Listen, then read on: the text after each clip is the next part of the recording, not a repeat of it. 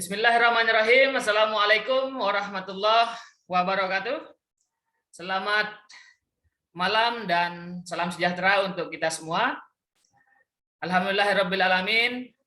Assalatu wassalamu ala asrofil anbiya wal mursalin sayyidina wa maulana Muhammad wa ala alihi wa sahbihi ajmain. Amma.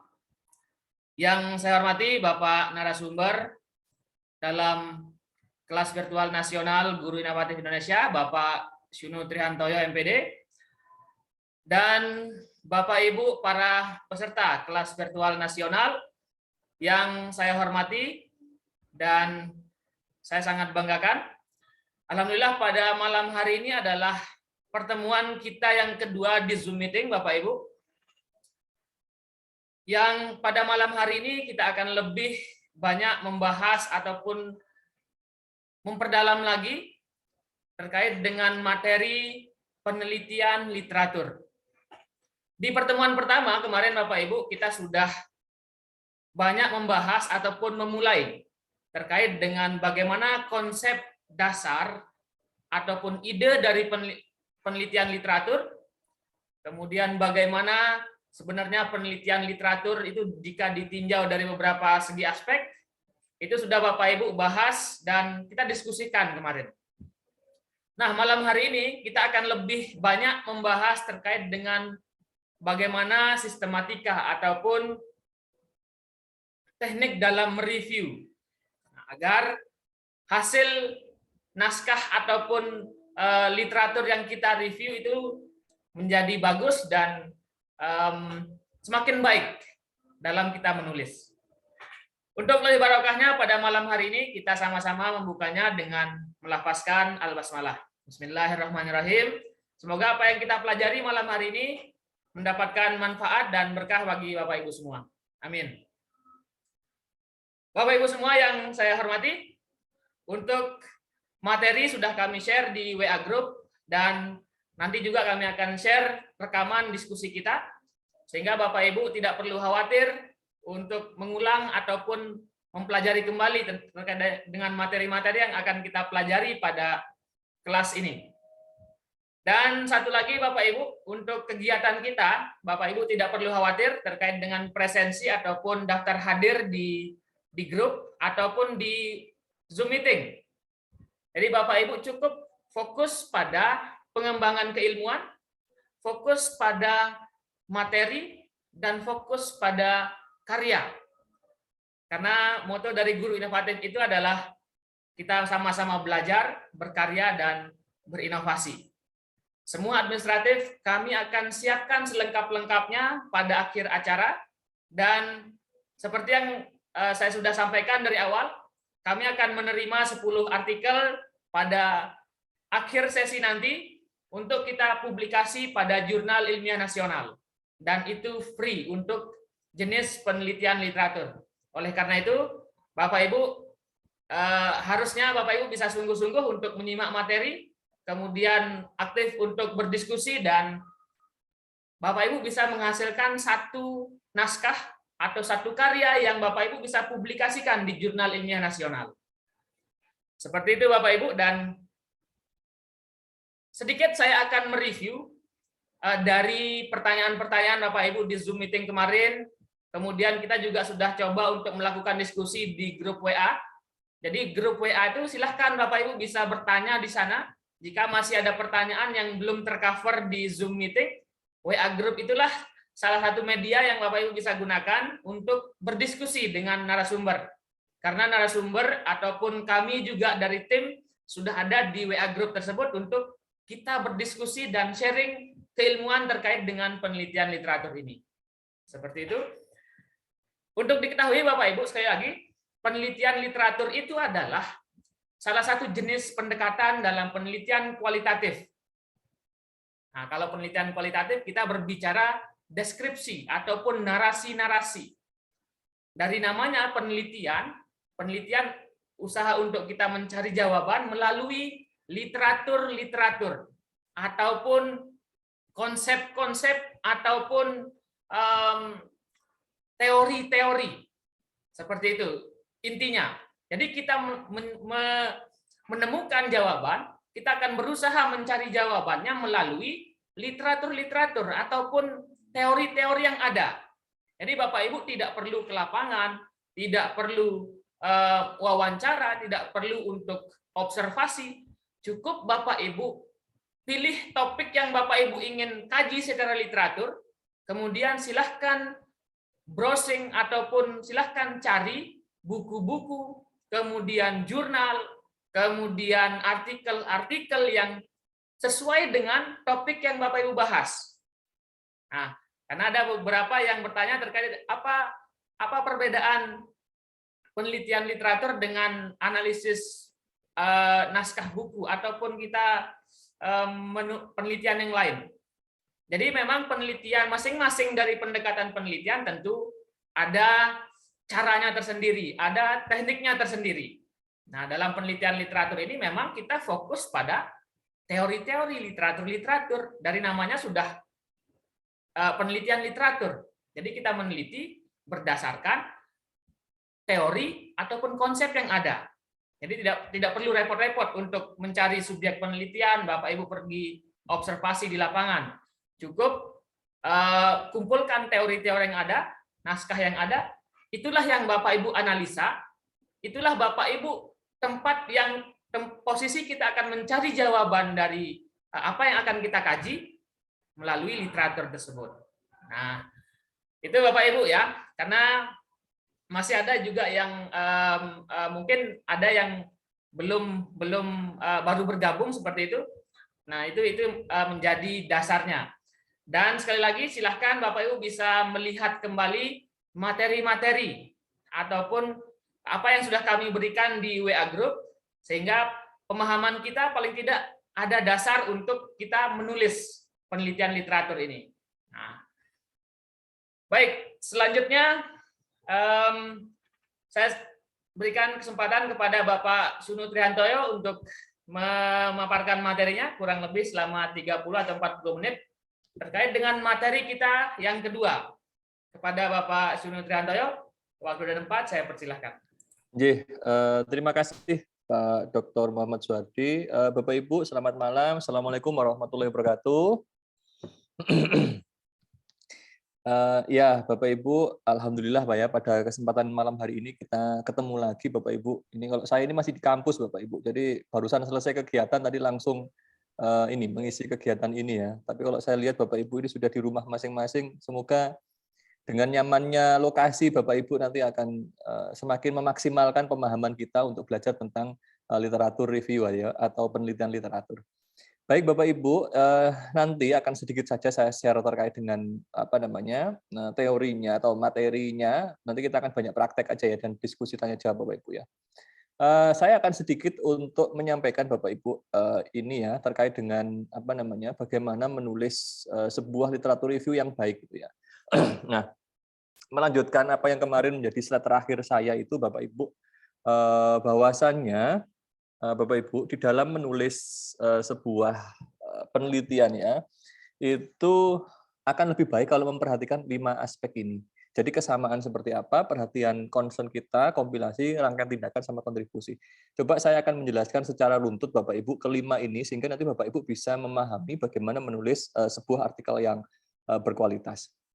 Nah, yang pertama Bapak Ibu yang perlu untuk dicermati bersama adalah ketika kita membuat sebuah, mungkin ini diawali dengan membuat latar belakang dulu ya. Karena di dalam sebuah riset atau literatur itu kan harus menuliskan latar belakang dulu. Nah, di dalam latar belakang ini Bapak Ibu, itu perlu untuk mencermati posisi di mana teori dan fenomena saat ini itu berada. Jadi kalau kita bicara tentang sebuah isu gitu ya, fenomena ini perlu untuk kita pertegas posisi kita itu di mana dan itu dijelaskan dengan sangat clear di dalam latar belakang. Artinya, Bapak Ibu itu perlu menyampaikan perkembangan terakhir terkait dengan bidang atau area yang akan kita teliti atau kita tulis itu di mana. Itu perlu disampaikan di dalam latar belakang. Ini dalam konteks menulis sebuah artikel itu dinamakan sebagai kesamaan gitu. Terus kemudian Bapak Ibu yang perlu disampaikan juga di sana adalah bagaimana Bapak Ibu bisa menyampaikan arah pemikiran Bapak Ibu. Nah, dalam hal ini bisa Bapak Ibu itu memberikan semacam petunjuk ya kepada pembaca tentang kontribusi kita dalam bidang atau area yang ingin kita teliti itu apa. Jadi di sini sedikit berbicara tentang kontribusi. Karena sebuah karya ilmiah yang bagus, maka karya ilmiah itu harus memiliki kontribusi.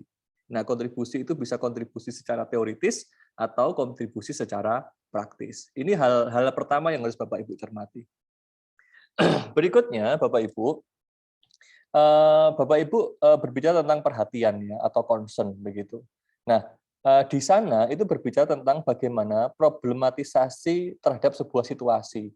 Nah, tugas peneliti atau penulis atau tugas Bapak Ibu ketika membuat sebuah karya ilmiah adalah memberikan gambaran kepada pembaca bahwasannya di situ ada diskusi akademis yang ada saat ini terkait dengan bidang yang diteliti dan bidang yang kita diskusikan itu masih belum memadai dan belum lengkap.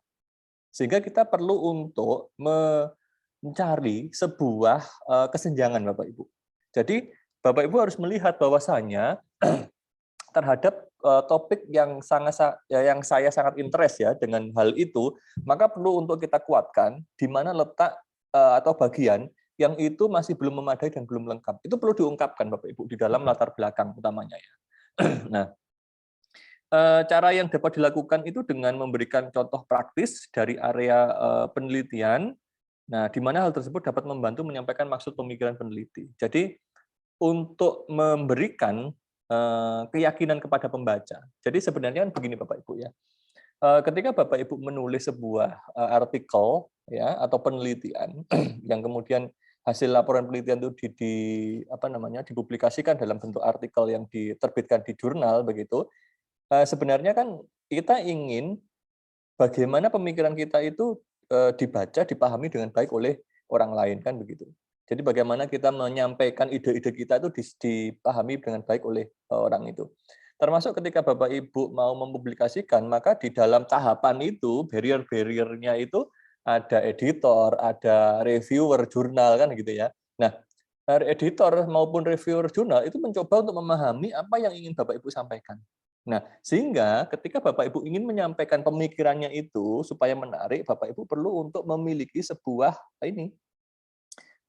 semacam gap kesenjangan. Di mana letak yang itu belum sesuai atau belum memadai atau belum lengkap. Karena ketika kita bisa melihat kebelum lengkapan, kebelum memadainya sebuah ide kita, itu nanti disitulah tempat kita masuk. Artinya masuk apa? Gagasan kita disampaikan di situ. Terus kemudian, tadi itu caranya adalah dengan memberikan contoh praktis dari area yang ingin kita teliti. Jadi nggak apa-apa disampaikan contoh-contoh yang praktis seperti apa sehingga orang akan semakin yakin ya dengan apa yang ingin kita maksud itu. Baik, berikutnya adalah komplikasi Bapak Ibu atau complication ya. Nah, di sini menunjukkan gap dalam sebuah literatur. Nah, bahwasanya ada sesuatu yang belum dipelajari atau diteliti. Nah, ini masih relevan dengan yang sebelumnya tadi, dengan concern tadi ya. Nah, di dalam komplikasi ini Bapak Ibu, hal terpenting yaitu dapat meyakinkan kepada pembaca mengapa ya kesenjangan itu menjadi penting untuk diteliti. Nah, tadi itu. Jadi ada gap, tadi ada kesenjangan yang itu belum memadai atau belum lengkap, kemudian kita yakinkan lagi kenapa itu perlu untuk diteliti, gitu ya. Nah, dengan kata lain, untuk mendapatkan perhatian itu dari pembaca, bahwasanya komplikasi yang kita sampaikan itu merupakan hal yang berharga untuk didiskusikan. Sehingga bagaimana kita bisa memberikan keyakinan kepada pembaca, maka kita harus bisa menyampaikan ide gagasan kita itu seperti apa yang tadi saya sampaikan. Ini kan saya mengutip pendapatnya Al Fashion dan Sandberg sama Green dan Pollock gitu ya. Itu dalam jurnalnya itu mengatakan seperti itu. Dan ternyata di dalam beberapa artikel ketika saya cermati itu ya memang itu hal yang menarik gitu ya untuk dimasukkan ketika kita membuat sebuah artikel atau hasil penelitian begitu. Nah, yang berikutnya adalah rangkaian tindakan. Jadi di tahapan setelah kita tadi menentukan gap, terus kemudian kenapa hal itu menjadi sebuah hal yang penting ya untuk diteliti, terus kemudian kita membuat atau menyampaikan sebuah rangkaian tindakan. Nah, tahap ini merupakan memikirkan tindakan apa yang perlu untuk menyelesaikan permasalahan yang mendasari penelitian tadi. Jadi kalau tadi sudah ada kesenjangan gitu ya, maka bagaimana kita menyelesaikannya itu gitu. Nah, menyelesaikan permasalahan yang mendasari atas analisa-analisa kita tentang di mana letak kekurangan, di mana letak kebelum lengkapan itu, terus kemudian di mana letaknya kesenjangan itu ya. Kita jawab di situ gitu ya. Nah, tugas peneliti adalah untuk menjelaskan kepada pembaca bagaimana akan menangani dan menyelesaikan komplikasi utama yang sudah kita sampaikan sebelumnya tadi itu. Nah, jadi di sini itu bisa dikatakan sebagai sebuah solusi ya. Jadi solusi kita itu disampaikan. Meskipun kalau kita bicara di latar belakang itu solusinya ya belum secara menyeluruh gitu ya, tetapi minimal bungkusnya itu sudah terbaca di situ. Sehingga ketika orang akan membaca lebih dalam lagi itu menjadi dia akan banyak pertanyaan-pertanyaan gitu ya. Dan pertanyaan-pertanyaan pembaca tadi ketika membaca di latar belakang yang masih secara bungkusnya yang kita sajikan di dalam latar belakang, maka itu akan membuat pembaca itu menjadi bertanya-tanya, penasaran, sehingga saya harus membaca lebih lagi sampai ke dalam isi-isinya tadi itu. Gitu. Nah, ini yang terakhir Bapak Ibu di dalam rangkaian siklus tadi itu adalah kontribusi. Jadi di sini tugasnya penulis atau peneliti itu menjelaskan terkait dengan bagaimana dan mengapa tulisan itu memberikan kontribusi yang berbeda. Nah, kontribusi ini kan sumbangsihnya ya, sumbangsih ide kita, sumbangsih hasil penelitian kita itu untuk apa gitu ya. Nah, dalam proses mendeskripsikan kontribusi ini Bapak Ibu itu dapat menjelaskan kepada pembaca ya atau orang yang akan membaca artikel kita itu bahwasanya ide-ide yang ada dalam tulisan itu merupakan suatu hal yang baru dan bermakna. Ini saya tebeli kenapa? Karena kita bicara di sini adalah tentang penelitian literatur. Maka di dalam penelitian literatur itu kan kita bermain ide ya Bapak Ibu ya. Jadi ide kita itu mau dideskripsikan semenarik apa sih di situ ya. Nah, di mana tulisan kita itu akan membawa pembaca melampaui apa yang mereka pikir atau yang mereka ketahui. Jadi apa ya? Karena ide kita itu suatu hal yang baru dan bermakna ya. Terkadang pembaca itu kan sudah memiliki guessing ya, tebakan lah. Nah, kira-kira kalau untuk menyelesaikan permasalahan siswa itu kurang konsentrasi itu ya pasti akan menggunakan misalnya apa? Oh, cooperative learning misalnya begitu. Itu kan ada tebakan-tebakan dari pembaca gitu ya. Nah, tapi kita bisa menyampaikan sesuatu hal yang baru, yang bermakna, yang itu melampaui apa yang mereka pikirkan. Itu sangat luar biasa kalau Bapak Ibu bisa menuliskan itu gitu ya. Nah, jadi di dalam literatur review itu memang benar bahwasanya yang menentukan keberhasilan kita ya di dalam menyampaikan ide kita kepada pembaca itu adalah ketajaman analisa kita. Itu Bapak Ibu. Nah, ini berikutnya idealnya menjelaskan dengan cara yang meyakinkan sehingga tulisan dapat mengarah pada eksplorasi teoritis, penyelidikan empiris, serta memberikan wawasan yang mempengaruhi tentang hal-hal yang sifatnya praktis di kehidupan sehari-hari. Nah, itu. Sehingga kalau kita buat dalam sebuah siklus tadi, maka itu menjadi sesuatu hal yang berurutan gitu Bapak Ibu ya, gitu. Nah, saya akan sedikit membahas Bapak Ibu terkait dengan bagaimana kita melakukan analisis data ya di dalam literatur review. Tapi di sini lebih jelasnya saya akan membatasi ya kita diskusinya nanti pada sistematik literatur review karena jenisnya itu banyak Bapak Ibu. Nah, jadi kalau kemarin ada pertanyaan ya, ada tradisional literatur review, naratif review sama meta analisis gitu ya. Nah, jadi di dalam sistematik literatur review Bapak Ibu ini yang kemudian banyak kami berikan ya kalau di perguruan tinggi itu banyak kami berikan kepada mahasiswa ya untuk membuat penelitian itu sehingga mereka tidak perlu untuk datang ke lapangan, cukup di rumahnya masing-masing begitu mencari, mengkaji dari berbagai jurnal yang ada gitu ya. Jadi sistematik literatur review itu adalah jenis tinjauan literatur yang mengumpulkan menganalisis secara kritis beberapa studi penelitian atau makalah melalui proses yang sistematis. Sehingga titik tekannya di sini adalah sistematisnya tadi. Nanti akan saya sampaikan bagaimana tentang protokolnya itu Bapak Ibu ya. Nah, nanti kita banyak berdiskusi saja Bapak Ibu dan beberapa simulasi ya dari mungkin Bapak Ibu memiliki contoh atau sudah memiliki gagasan gitu ya, artikel yang nanti bisa di Bapak Ibu gunakan gitu ya. Nah, ini Bapak Ibu sistematik literatur review itu merupakan tinjauan pustaka yang melekat erat pada seperangkat metode ilmiah ya secara eksplisit bertujuan untuk membatasi kesalahan sistematis. Jadi di sini ada titik tekannya adalah metode ilmiah. Kalau tradisional literatur review ya, yang penting kita mereview sebuah literatur saja. Gitu. Tetapi ketika kita katakan itu sistematis, maka di situ ada metode ilmiah. Dalam konteks karya ilmiah itu kan harus bisa dipertanggungjawabkan ya Bapak Ibu ya. Metode ilmiahnya itu seperti apa? Sama seperti kuantitatif, kualitatif, mixed method maupun metode-metode yang lain, di dalam literatur review pun juga metodenya harus jelas. Gitu. Nah, kalau sudah jelas, kita sajikan dengan sistematis, nah ini akan ini tadi ya, membatasi kesalahan, utamanya pada bagaimana kita untuk mengidentifikasi, menilai, mensintesis semua studi yang relevan untuk menjawab pertanyaan tentang penelitian kita. Sehingga sekalipun sistematik literatur review itu juga perlu ada namanya pertanyaan peneliti yang itu akan menjadi sebuah guiding ya, petunjuk kita supaya kita tidak keluar dari apa yang sudah ditetapkan menjadi pertanyaan peneliti itu. Nah, ini Bapak Ibu perbedaan naratif review, sistematik literatur review sama meta analisis. Kalau meta analisis ini lebih kompleks Bapak Ibu, tapi kita tidak membahas meta analisis pada kesempatan ini.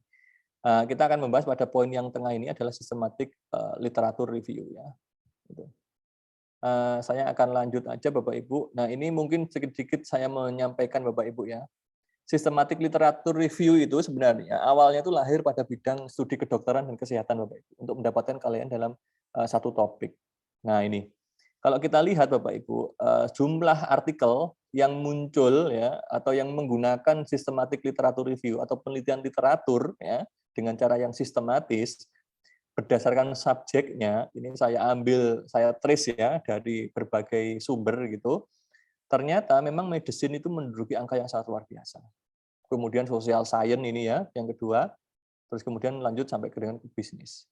Nah, ini Bapak Ibu kalau kita bandingkan ya, Scopus itu merupakan indeksasi artikel dalam skala internasional ya. RP ini merupakan research paper, artinya artikel yang dia dilakukan dengan cara mengambil data di lapangan, bisa kualitatif, bisa kuantitatif dan sebagainya. Kalau sistematik literatur review itu berarti dengan artikel-artikel yang kita miliki tadi itu. Jadi saya download artikel, saya baca relevan, oke, saya gunakan gitu ya. Nah, kita lihat Bapak Ibu bahwasanya data ini ternyata Bapak Ibu ya sampai dengan hari ini pun ya yang menggunakan literatur review itu masih sangat jarang sekali Bapak Ibu. Ya, ini masih sangat jarang sekali. Jadi kalau misalnya berdasarkan penelitian itu sudah 11.000 paper ya yang terindeksasi internasional itu, yang literatur review itu cuma 500 sekian. Nah, ini di indeksasi nasional pun juga sama, literatur review itu sangat jarang. Mungkin karena pandemi ini, karena beberapa kebijakan utamanya di perguruan tinggi ya, mahasiswa mau lulus itu kan harus membuat skripsi ya sebagai tugas akhir ya. Mungkin sekarang literatur review itu menjadi sebuah hal yang cukup banyak kita jumpai di berbagai artikel-artikel atau jurnal-jurnal yang terbit secara online gitu ya, karena memang kondisinya mendukung untuk itu ya. Tetapi perlu diketahui bahwasanya penelitian literatur itu juga menjadi salah satu bagian dalam penelitian yang metodenya pun bisa dipertanggungjawabkan dengan cara yang ilmiah begitu. Nah, ini kalau literatur review berdasarkan negara Bapak Ibu. Ternyata yang Indonesia itu di urutan 15 yang paling banyak mempublikasikan tentang karya-karya tentang literatur review. Yang lainnya itu ya ini Malaysia, Cina sampai dengan United Kingdom ya, Eropa. Nah, ini Bapak Ibu yang ingin saya tekankan itu sebenarnya. Bagaimana cara kita untuk mengolah data. Nah, Saya akan menyampaikan tentang satu metode yang sistematis dalam literatur review, gitu Bapak Ibu. Nah, ada namanya tahapan yang dikatakan sebagai prosedur yang itu dikatakan sebagai sebuah prosedur yang ilmiah. Namanya PRISMA, Prefer Reporting Item for Systematic Review and Meta-Analysis. Nah, apa saja tahapan yang harus dilakukan? Yang pertama itu adalah mengidentifikasi Bapak Ibu. Yang kedua itu adalah men-screening, terus kemudian melihat data yang eligible, kemudian yang include itu berarti yang kita gunakan. Itu. Nanti saya tunjukkan contoh artikel yang nyata Bapak Ibu ya dalam bentuk bahasa Indonesia begitu yang itu menggunakan PRISMA atau Systematic Literature Review. Itu. Nah, jadi identifikasi itu Bapak Ibu, kita itu mencari jurnal, mencari artikel dari jurnal sebanyak yang kita bisa dapatkan dengan berbagai keyword yang relevan dengan apa yang menjadi apa namanya itu tujuan penelitian kita, gitu Bapak Ibu. Nah di sini, misalnya berapa ini contohnya, misalnya, jumlah artikel yang dia dapatkan itu ada 308 artikel untuk literatur review itu. Kemudian kita screening Bapak Ibu, misalnya dari berbagai sumber ya. Kemarin kan ada pertanyaan itu, ada yang nyarinya di Google Scholar, ada di Earth, ada di Scopus, ada Web of Science dan sebagainya itu. Berbagai sumber itu kita dapatkan dengan kata kunci yang sudah kita tentukan.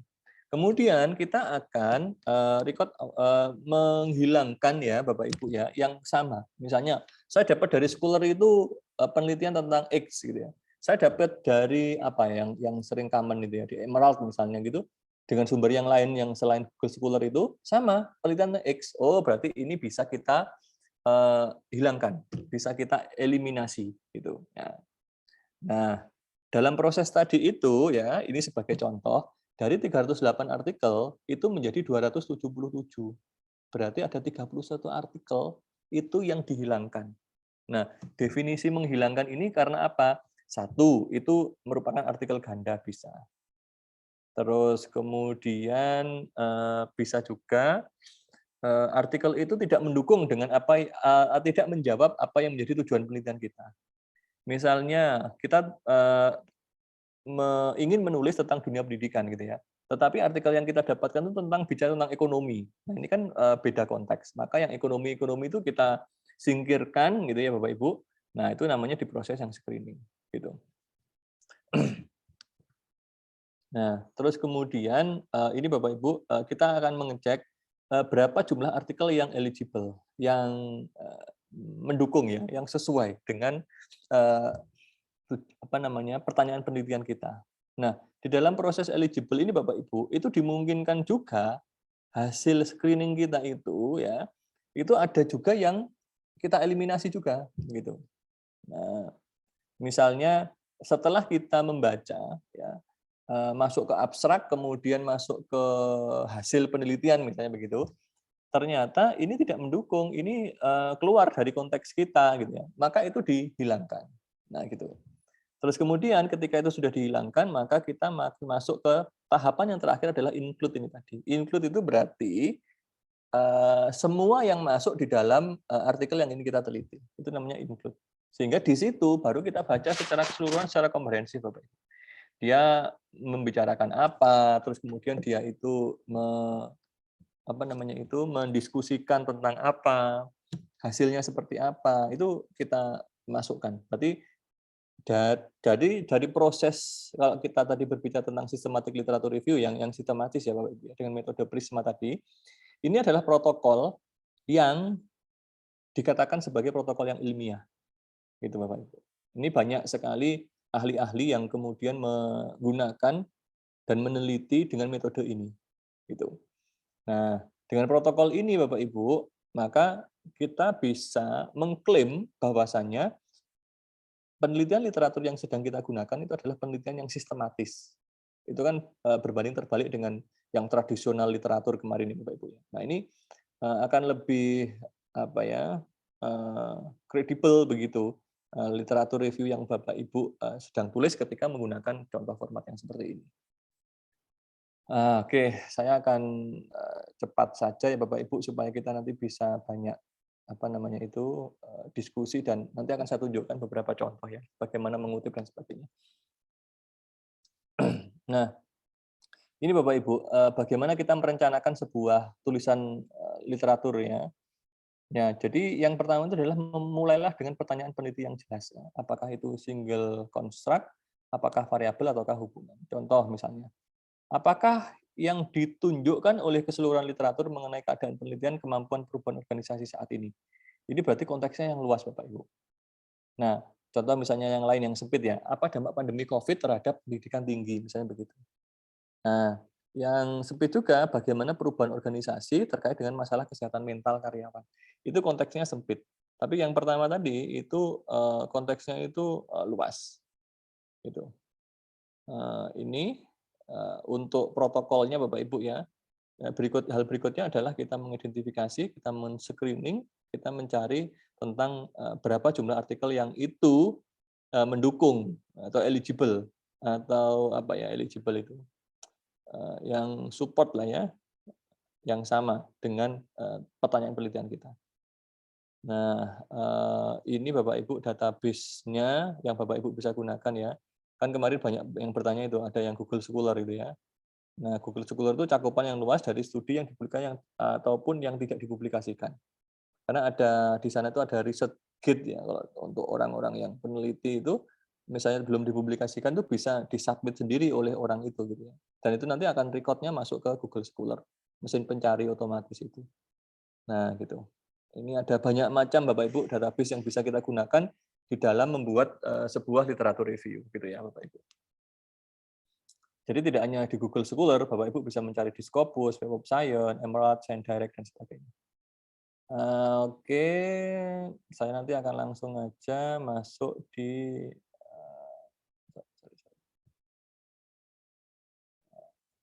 mungkin kalau manuskrip ya formatnya besok ya berarti akan didiskusikan ya bagaimana template-nya untuk manuskrip ya. Mungkin sedikit saja saya akan menunjukkan Pak Suhardi ya ke Bapak Ibu. Ini salah satu contoh Bapak Ibu yang akan saya tunjukkan kepada Bapak Ibu. Bisa buka artikel Pak. Ya, contoh artikel ya. Ya. Oke, ini sudah saya siapkan ini sebentar. Oke. Nah, ini kebetulan Bapak Ibu yang bentuk dari literatur review ya yang dibuat oleh mahasiswa ya.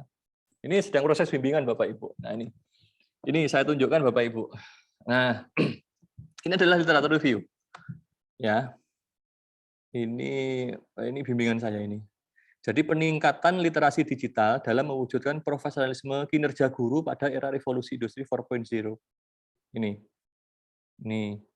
Nah, di abstrak Bapak Ibu, ingat kata kunci abstrak yang harus muncul itu 1, tujuan itu harus ada. 2, metode. Yang ketiga itu adalah hasil. Kalau kita cermati Bapak Ibu ya, coba ini kita lihat, di sini ada tujuan. Nah ini saya bold ya, tujuan. Terus kemudian pendekatan kualitatif dengan tata letak metode sistematik review dengan metode Prisma tadi yang saya sampaikan.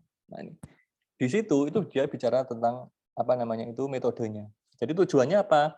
Tujuan dalam artikel ini dia itu ingin menguraikan pentingnya peningkatan literasi digital dalam mewujudkan profesionalisme kinerja guru pada era revolusi industri 4.0. Nah itu ya. Terus kemudian ini yang masih jarang ditemui ya di kalangan mahasiswa, itu menggunakan systematic literature review. Ingat tadi yang saya sampaikan adalah keilmiahannya Bapak Ibu. Ya itu ya. Jadi metode itu harus ilmiah ya, yang ditunjukkan dengan ini. Nah, dia menyampaikan Bapak Ibu ini yang punya artikel ini ya. Batasan artikel yang terbit pada tahun 2017 sampai dengan 2021. Nah, kemarin kan saya sampaikan ya Bapak Ibu ya. Ide itu kan sesuatu hal yang baru. Referensi itu juga sesuatu hal yang baru. Artinya, sangat memungkin saja Bapak Ibu, ketika kita memiliki ide, karena tingkat membaca kita dari artikel-artikel yang sudah terbit itu rendah, gitu ya, misalnya kurang gitu, maka kita tidak tahu apakah ide kita itu sebenarnya sudah dipakai oleh orang lain, atau jangan-jangan orang lain juga memikirkan hal yang sama dan bahkan dia lebih progresif, artinya dia sudah mempublish dalam bentuk artikel yang dipublikasikan gitu ya. Nah, seperti itu. Sehingga kita harus membaca untuk mengetahui di mana letak ide kita itu gitu. Apakah sudah ada ataukah belum ada ataukah ada orang lain tetapi dengan apa hal yang berbeda. Maka kita bisa mengisi perbedaan itu dengan ide-ide kita. Nah, itu kan yang dimaksud sebagai apa ya, penciri ya di dalam literatur review itu. Nah, ini data diperlukan diinput melalui kajian teks, selanjutnya dianalisis dengan menggunakan teknik analisis isi. Nah, ini hasil, ini Bapak Ibu ya, hasil dari systematic literature review menunjukkan bahwa bla bla bla. Ini yang saya bold. Ini berarti hasil. Kalau kita cermati Bapak Ibu di abstrak itu berarti ada 3 bagian, tujuan, ya, terus metode, terus kemudian hasil. Nah, dia menyampaikan bahwasanya upaya peningkatan literasi digital mewujudkan profesionalisme guru pada era revolusi industri dengan mengadakan pelatihan seminar seputar peningkatan kualifikasi akademik, kompetensi literasi digital, sarana prasarana yang mendukung kebijakan sekolah, penerapan penggunaan teknologi dan informasi. Itu. Jadi apa namanya sintak ya atau bagian-bagian ya di dalam artikel itu berarti ya ada judul, ada namanya, ada informasinya, email ya, terus kemudian ada abstrak bahasa Indonesia, kemudian kata kunci. Nah, kata kunci ini Bapak Ibu jangan terlalu banyak ya. 3 atau 4 lah cukup gitu ya. Nah, kata kunci ini adalah bagian-bagian inti yang ada atau terkandung di dalam judul gitu ya. Nah, ini kan ada kompetensi guru, literasi digital. Mohon maaf Pak Sunu sebentar. Ya. Mungkin bisa fokus pada literatur reviewnya terlebih dahulu, gimana teknik untuk mengambil literatur kemudian Gitu. dibuat dalam satu analisa dalam penjelasan ataupun pembahasan pada literatur review di artikel saja Pak Sunu. Pada hasil penelitian di literatur itu. Ini ya. Sebentar. Saya tunjukkan di metodenya dulu ya. Oh, sorry. Ini kalaunya harus saya download dulu ini.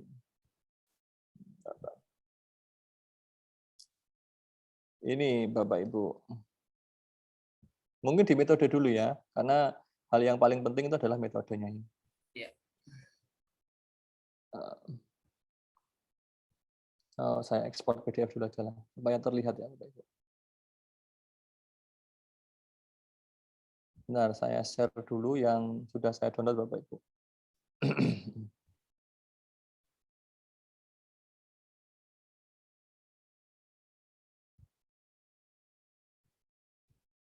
Oh, tutup tidak muncul.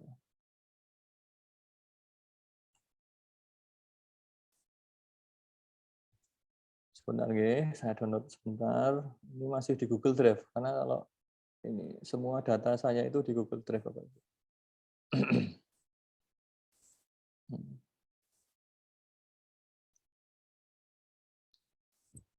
Nanti akan saya tunjukkan Bapak Ibu bagaimana ini ya, kayak kemarin itu apa namanya, dapurnya gitu ya. Dapurnya di dalam melakukan apa namanya itu systematic literature review. Nah, ini saya tunjukkan Bapak Ibu, ini adalah yang tadi dilakukan ya mahasiswa itu ya. Peningkatan literasi digital dalam mewujudkan profesionalisme kinerja guru pada era revolusi industri 4.0. Nah, ini yang kemarin saya katakan, ini mungkin hal-hal seperti ini yang tidak muncul ya, karena kita hanya melihat artikelnya saja. Tetapi bagaimana sebenarnya cara memasaknya itu seperti apa sih kan gitu. Kalau misalnya kita beli nasi goreng itu kita tahunya nasi gorengnya itu rasanya enak, tapi bumbu-bumbunya, cara memasaknya itu seperti apa yang kita tidak tahu kadang-kadang. Nah, ini saya tunjukkan Bapak Ibu, cara memasaknya supaya membuat literatur review itu seperti apa. Nah, ini Bapak Ibu contoh ya, ini cukup sederhana ya. Jadi ini, dia itu ya atau literatur review ini itu mencari apa namanya itu artikel-artikel yang relevan dari berbagai sumber yang dilakukan tadi. Ini adalah dapurnya bagaimana menulis sebuah artikel. Kalau kita lihat Bapak Ibu, ini ada berapa ya? Enggak terbaca ya. Intinya begini, dia itu mendapatkan artikel dari Google Scholar misalnya ya. Nah, di sini kan ada autornya ditulis. Judulnya apa? Tahunnya kapan? Termasuk tahun terbit ini kan nanti akan muncul Bapak Ibu di dalam abstrak itu akan bagus. Kenapa kok perlu ada tahun? Itu menunjukkan bahwasanya kebaruan kita itu di mana. Kalau misalnya ini tahunnya 2006, 2003 gitu ya, itu ya cukup usang lah untuk mengatakan itu sebagai sebuah literatur review ya. Terus kemudian sumbernya, tadi yang saya katakan sumber itu kan banyak ya Bapak Ibu ya, tidak hanya Google Scholar, tetapi juga ada Scopus, Emerald dan sebagainya. Nah, Bapak Ibu searching aja di Google itu ada itu Scopus dan sebagainya. Keywordnya ini juga diisi, terus kemudian abstraknya. Nah, setelah itu Bapak Ibu, ini diberikan sebuah tindakan Bapak Ibu. Oh, ini hanya yang include saja. Sebenarnya artikelnya itu banyak. Nah, di sini Bapak Ibu, ini kan ada keterangan ya, include, ini caranya dia saja. Cara ini tidak harus ditiru seperti ini Bapak Ibu. Bapak Ibu bisa mengembangkan. Intinya adalah ini sebuah suplemen ya untuk memudahkan kita bagaimana kita melakukan meramu Bapak Ibu ya, meramu dari berbagai literatur itu. Nah, kebetulan ini semuanya include ini ya. Karena yang exclude sudah yang exclude atau yang disingkirkan itu sudah tidak dimunculkan. Ini Bapak Ibu. Nah, kemudian reason-nya. Kenapa kok itu include ya? Nah, ini reason-nya misalnya kita lihat Bapak Ibu, sorry. Nah, karena dalam artikel tersebut membahas tentang pengembangan lingkungan berbasis komputer, simulasi yang memungkinkan dapat menilai dan mempromosikan proses diagnostik calon guru. Oke. 1, tentang digitalnya masuk. 2, pendidikannya juga masuk. Berarti mendukung, include ya. Misalnya kita acak aja lah. Nah, di sini misalnya. Kita lihat. Nah, ini. Karena dalam artikel kajian kesiapan pendidik menghadapi era Society 5.0 itu membahas tentang bla bla bla bla pendidikan dan artikel yang mengkaji bagaimana kesiapan pendidikan di Indonesia dengan menyambut era Society 5.0. Artinya apa? Relevan gitu Bapak Ibu ya. Itu dikatakan sebagai input. Nah, ini adalah dapurnya begitu ya, dapurnya caranya memasak bagaimana sehingga kita bisa mendapatkan artikel-artikel yang memang itu mendukung gitu ya. Nah, oke. Nah, ini sudah terbuka tadi untuk artikelnya itu. Oke, saya share Bapak Ibu. Nanti saya tunjukkan cara untuk juga mengutip ya Bapak Ibu ya. Nah, ini. Ini. Sorry. Nah, ini Bapak Ibu. Tadi itu metodenya. Seperti tadi yang saya sampaikan, itu kan tadi ada tahapannya ya Bapak Ibu ya. Tahapannya itu mulai dari identifikasi, melakukan screening, mencari eligible-nya itu berapa artikel, kemudian yang input atau yang masuk itu seperti apa. Nah, ini contoh dari yang sudah dikerjakan. Artinya apa? Identifikasi itu melalui data pencarian dasar itu ketemu jumlahnya 180 artikel. Nah, disaring dengan penyesuaian judul dan abstrak ya, yang dikecualikan itu adalah 75. Harusnya 105 tambah 75 itu ketemunya 180. Coba kita jumlah ya. 105 tambah 75 kan 180. Betul Bapak Ibu. Jadi dari 180 tadi yang dikecualikan atau yang disingkirkan dengan dari proses yang tadi ya, yang ada tabel Excel tadi ya, include, exclude gitu ya, itu ternyata ada 105. Nah, setelah itu disaring ya berdasarkan judul dan abstrak. Jadi dia membacanya itu lebih detail lagi Bapak Ibu. Nah, ternyata di saringan pertama ini keluar 75, masih ada 105 artikel. Disaring lagi, ternyata keluar lagi 75. Jadi harusnya 75 tambah 30 itu ketemunya 105. Ternyata benar 105. Sehingga artikel yang ditetapkan sebagai bahan penelitian, maksudnya apa? Artikel yang ditetapkan sebagai bahan penelitian ini adalah artikel yang memang benar-benar satu mendukung sesuai konteksnya sama, ya, latarnya sama, ya. Jadi benar-benar yang beririsan erat, Bapak Ibu. Itu hanya 30 artikel dari total tadi itu. Nah, itu. Jadi di dalam metode itu disampaikan juga Bapak Ibu ya. Jadi kalau kita lihat di sini Bapak Ibu, ini dia mengatakan bahwasanya ada metode literatur review dengan metode Prisma, kemudian tahunnya itu juga disampaikan. Maksudnya apa? Pesan apa yang ingin disampaikan kepada pembaca ketika kita menulis tahun, bahwasanya artikel kita itu adalah artikel yang up to date, ya, yang terbaru. Nah, terus kemudian ini dijelaskan bagaimana muncul dari 180 menjadi 30 artikel itu. Nah, ini juga dia menggunakan matrik ya, dengan alat bantu Microsoft Excel tadi itu. Nah, ini ada author, title, year, dan sebagainya. Itu dimasukkan di situ. Nah, terus kemudian proses screening-nya itu juga diceritakan Bapak Ibu. Ketika mencari di Google Scholar, kata kunci apa atau yang digunakan untuk mendukung judul atau apa namanya, apa itu namanya itu, pertanyaan penelitian ya. Kalau di sini dia menggunakan ini dimunculkan Bapak Ibu. Jadi lengkap di dalam metode itu dan sifatnya itu adalah hal-hal yang sifatnya praktis dilakukan. Tidak lagi berbicara teori ya. Literatur review adalah apa, menurut pendapatnya ini adalah apa, tidak. Tetapi di dalam metode itu Bapak Ibu langsung bercerita saja, yang saya lakukan itu apa toh ini. Contoh misalnya kalau mau membuat nasi goreng itu, yang saya lakukan itu ya yang pertama harus menanak nasi, kemudian memasukkan bumbunya misalnya begitu ya, terus kemudian tambahkan kecap, tambahkan garam, tambahkan apa misalnya cabai misalnya begitu, kemudian baru telurnya misalnya gitu ya. Nah, itu. Jadi hal-hal yang sifatnya praktis dilakukan. Nah, ini kan juga hal yang praktis. Oh, kata kunci yang dia gunakan adalah kompetensi guru, literasi digital, profesionalisme guru. Ini yang dia cari di Google Scholar Bapak Ibu. Sehingga ketemulah 180 artikel tadi itu dengan menggunakan kata-kata kunci ini. Ternyata Bapak Ibu, pesan apa yang kita dapatkan? Meskipun menggunakan kata-kata kunci ini Bapak Ibu, ternyata dia itu dari 180 ke 30 ada 150 artikel yang tidak mendukung kuat terhadap pertanyaan penelitiannya dari artikel ini. Nah, gitu. Nah, terus kemudian tahap selanjutnya adalah eligible, itu ini kata kunci dan sebagainya. Nah, bagaimana kemudian di dalam mengolah data ya, systematic literature review. Yang pertama Bapak Ibu, pertanyaan peneliti itu perlu kita jabarkan. Ya. Kalau di sini penjabaran ini Bapak Ibu ya, pendidikan pada era revolusi industri 4.0 dan sebagainya. Dia itu menyampaikan Bapak Ibu, di sini itu ada semacam bagan ya, yang memudahkan pembaca untuk melihat kebaruan ide dia yang dia munculkan itu apa. Nah ini. Nah, jadi kalau tadi pertanyaan penelitinya itu adalah bagaimana revolusi industri, kompetensi, literasi digital ya, itu. Nah ini kan dia menyampaikan bahwasannya masih tergolong rendah akibat kinerja pendidik tidak dilakukan secara maksimal atau kurang profesional. Bagaimana caranya? Upayanya apa? Ya memahamkan ya, atau bahasa lainnya memahamkan tentang pendidikan pada era revolusi industri 4.0.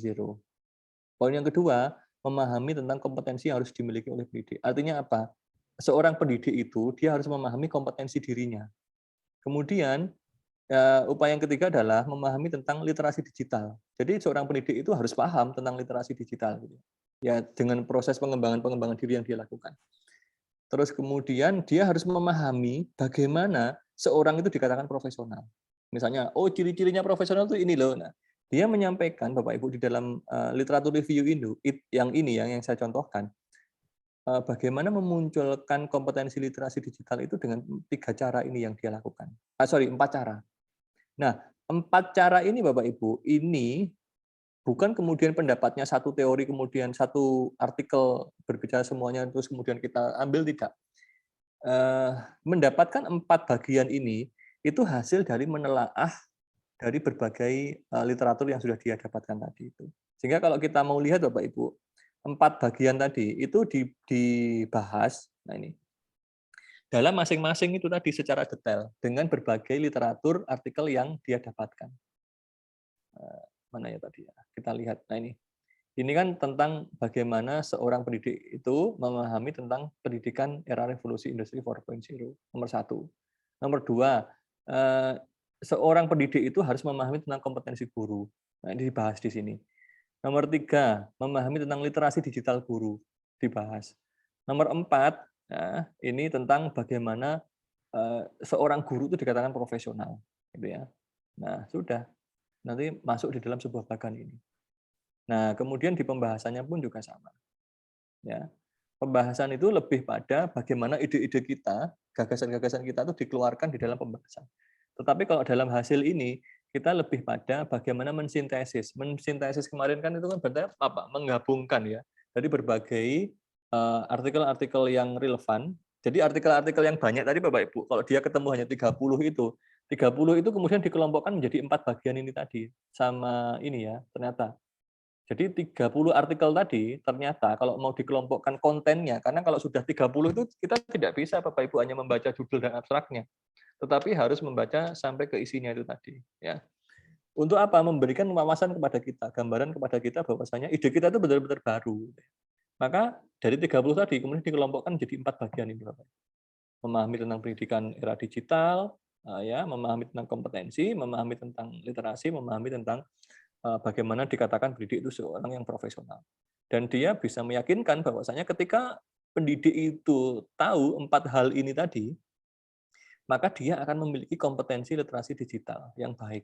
Ya, itu. Karena di dalamnya itu juga ada training, seminar, pelatihan, pengembangan diri guru itu juga masuk di bagian yang dia katakan terkait dengan untuk memahami itu ya dia pasti akan melalui berbagai proses apa namanya itu apa ya, mengembangkan diri ya itu. Mungkin 1 menit lagi Pak Sunu untuk Oke. Ya, saya kira itu Pak Suwardi. Kita langsung ke diskusi aja ya. Ini contoh yang literatur review Bapak Ibu yang menggunakan metode Prisma. Dan di akhir Bapak Ibu seperti artikel-artikel yang lainnya ya. Tadi kan ada hasil pembahasan, kemudian adalah penutup. Nah, ini perlu ada simpulan, kemudian ada saran. Setelah itu, maka tulislah daftar pustaka. Itu Bapak Ibu. Nah, gitu. Makasih. Monggo kita diskusi aja. Baik, terima kasih atas materinya Pak Sunu, sangat jelas sekali bagi saya, dan mungkin ada Bapak Ibu yang masih belum jelas. Sedikit saya sampaikan apa yang disampaikan oleh narasumber tadi, bahwa dalam penelitian literatur itu juga memiliki kaidah-kaidah ataupun langkah-langkah sederhana yang bisa Bapak Ibu lakukan. Sama seperti penelitian kualitatif, penelitian kuantitatif, itu masing-masing juga memiliki langkah-langkah. Bapak Ibu jika pernah mendengar kalau PTK juga seperti itu, ada langkah-langkahnya dari analisis datanya, kemudian siklus 1, siklus 2, per masing-masing siklus itu juga ada langkah-langkahnya dari Bapak Ibu menyiapkan bahan sampai dengan evaluasi, refleksi dan sebagainya. Kalau Bapak Ibu juga pernah mendengar di penelitian kualitatif yang lain, ada pengumpulan data, reduksi data, kemudian analisis data, sampai dengan membuat sebuah kesimpulan. Sama dalam penelitian literatur juga, yang Bapak Ibu sebut tadi SLR, ataupun Systemic Literature Review. Itu juga adalah langkah-langkah dalam penelitian. Nah, tadi sudah sangat gamblang dijelaskan. Prosesnya adalah Bapak Ibu memulai dari permasalahan apa yang Bapak Ibu akan teliti secara literatur. Nah, tadi sudah disampaikan contohnya adalah bagaimana profesionalisme guru itu pada masa revolusi industri 4.0. Itu yang ingin dicari. Nah, mulailah si peneliti ini mencari sumber-sumber literatur. Antara lain tadi sudah dijelaskan dari Google Scholar, dari situs-situs jurnal, kemudian dari buku-buku, dari hasil-hasil penelitian yang ada, dikumpulkan sebanyak mungkin lah awalnya. Nah, mungkin kita itu istilahnya kita reduksi juga, kita pilih-pilih dulu. Kita pilih-pilih teori-teori ataupun artikel-artikel yang mungkin cocok. Ada mungkin yang tidak cocok, itulah yang dipilah-pilih dulu. Nah, setelah Bapak Ibu pilih-pilih, kemudian diambillah beberapa intisari yang Bapak Ibu ingin bahas. Nah, di situ Bapak Ibu akan mungkin tabel itu adalah salah satu alternatif untuk memilah-milih data itu, karena mungkin akan banyak nanti data-data literatur yang Bapak Ibu bahas ataupun yang Bapak Ibu kumpulkan. Nah, setelah Bapak Ibu kumpulkan, dipilah-pilih menjadi masing-masing subtopik yang Bapak Ibu akan bahas. Nah, itulah yang Bapak Ibu tulis dalam hasil penelitiannya. Nah, kemudian tentu terakhir Bapak Ibu ambil kesimpulan. Ya, secara sederhananya itulah proses dari penelitian literatur juga. Dari Bapak Ibu menemukan masalah ataupun mengidentifikasi masalahnya, kemudian Bapak Ibu mengumpulkan data, kemudian Bapak Ibu sortir ataupun Bapak Ibu pilih data yang eligible istilahnya tadi, yang sesuai dengan apa yang Bapak Ibu ingin bahas pada penelitian tulisannya ataupun penelitiannya, lalu Bapak Ibu mencari sebuah kesimpulan dalam hasil yang Bapak Ibu telaah pada penelitian literatur ini. Sangat ada yang berpendapat, oh susah Pak penelitian literatur ini, satu literatur aja sulit kita untuk telaah, apalagi banyak sekali. Karena memang masing-masing penelitian itu memiliki gaya tersendiri ataupun cara tersendiri. Karena kita berbicara penelitian literatur, maka yang harus kita lakukan ya kita menelaah literatur-literatur. Kalau berbicara penelitian kualitatif yang lain ataupun kuantitatif, Bapak Ibu harus banyak interaksi ke lapangan. Nah, tinggal Bapak Ibu pilih apakah Bapak Ibu mau ke lapangan atau di rumah saja. Nah, gitu. Penelitian literatur ini adalah salah satu solusi yang Bapak Ibu bisa gunakan untuk tetap berkarya menulis meskipun tidak pergi ke lapangan. Seperti itu Bapak Ibu. Silahkan, untuk masih ada 30 menit lagi untuk kita bisa diskusi. Silakan Bapak Ibu bisa raise hand di Zoom meeting atau menulis pertanyaannya di kolom chatting Zoom. Kita akan coba diskusi kembali, kita akan sharing lagi. Jika ada pertanyaan-pertanyaan Bapak Ibu yang ingin diajukan kepada Bapak narasumber. Untuk contoh-contoh Bapak Ibu, contoh-contoh penelitian literatur, kemudian contoh artikel tadi yang dibahas juga sudah kami sampaikan di WA Group. Silahkan Bapak Ibu bisa cek contoh-contoh. Nah, salah satu cara juga Bapak Ibu, agar mungkin Bapak Ibu pusing dengan teorinya ya. Ada istilah ini, istilah itu, ada prisma lah, ada ini. Nah, silahkan, paling gampang Bapak Ibu lakukan adalah lihat contoh artikel penelitian ataupun penelitian-penelitian literatur. Nah, jangan sampai kita hanya Bapak Ibu mendapatkan teori tapi tidak melihat contohnya langsung. Oh, ternyata ini toh, gitu kan? Ya, silakan Bapak Abdul Manaf yang pertama. Sudah reset? Baik, terima kasih. Mohon maaf tidak menyalakan video. Assalamualaikum warahmatullahi wabarakatuh, Pak Suyono, Pak Sunu Trihartoyo, dan juga Mas Menteri, forum sekalian, saya hormati. Baik, pertama adalah pertanyaan saya.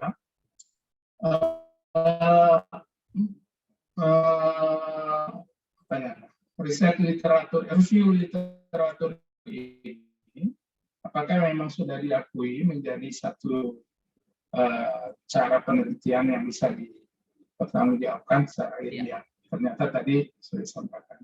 Nah, dalam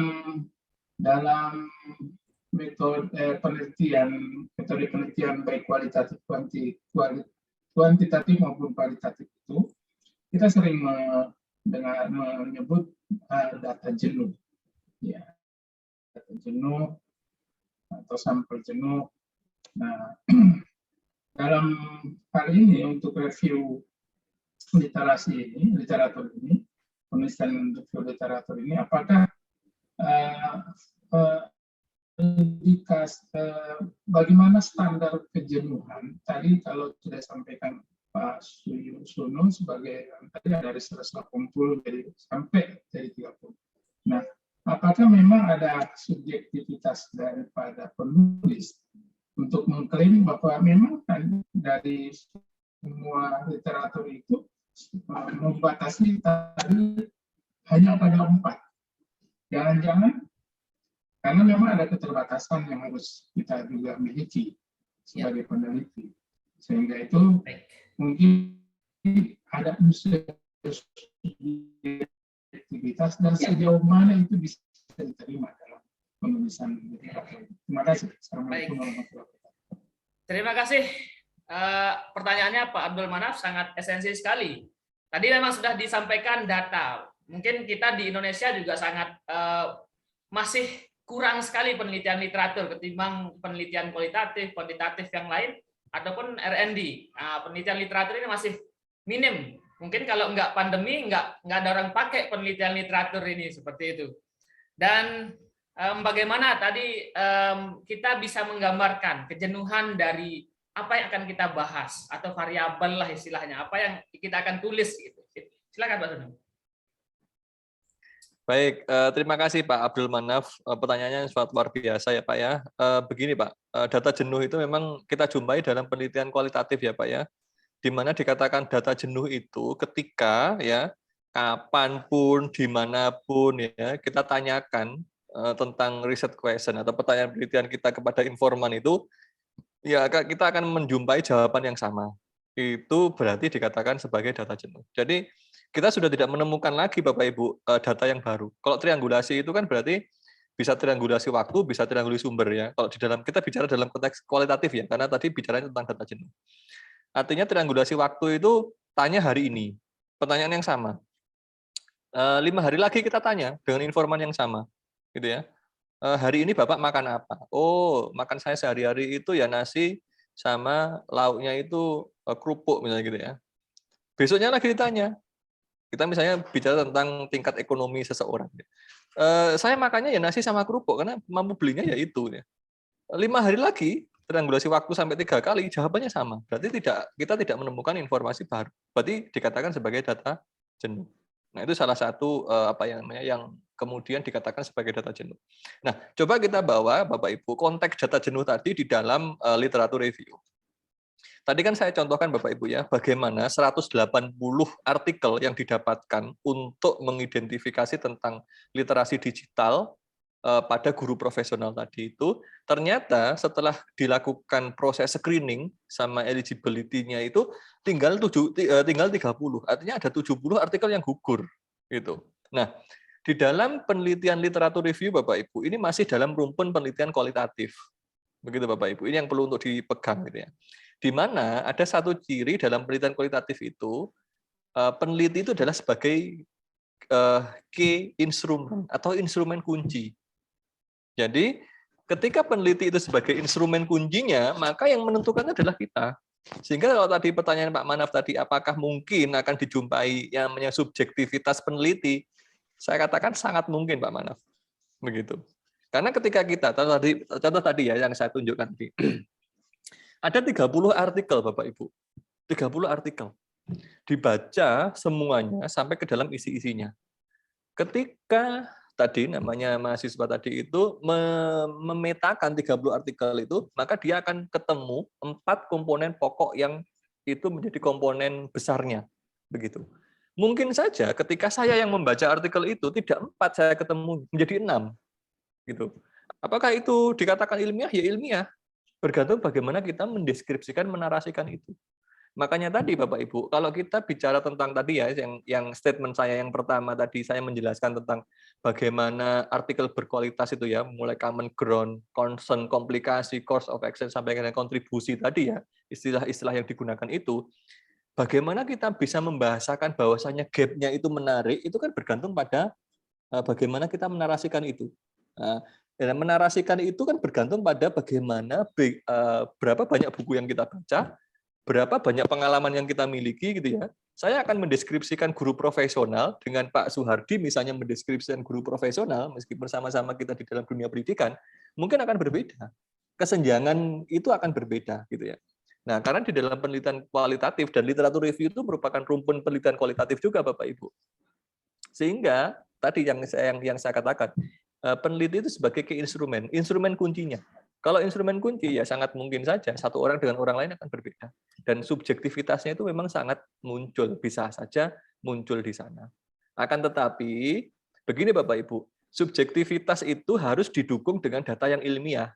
Sehingga subjektivitas kita itu adalah subjektivitas yang ilmiah, bukan subjektivitas yang itu membenarkan sesuatu yang kita paksakan. Itu maksudnya. Gitu ya. Itu maksudnya.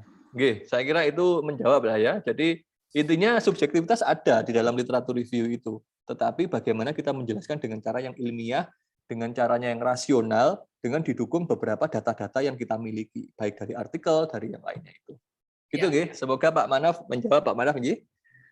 Baik, terima kasih atas jawabannya Pak Suno, dan saya rasa sangat jelas Bapak Ibu terkait dengan dalam penelitian literatur ini adalah penelitian kualitatif. Jadi kita adalah sebagai instrumen. Jadi silakan Bapak Ibu untuk bagaimana mengekspresikan jawaban dari permasalahan yang ada dalam penelitian literatur ini, tetapi tetap Bapak Ibu dalam koridor bisa membuktikan ataupun menggambarkan bahwa yang kita lakukan itu betul-betul ilmiah. Nah, itu Bapak Ibu.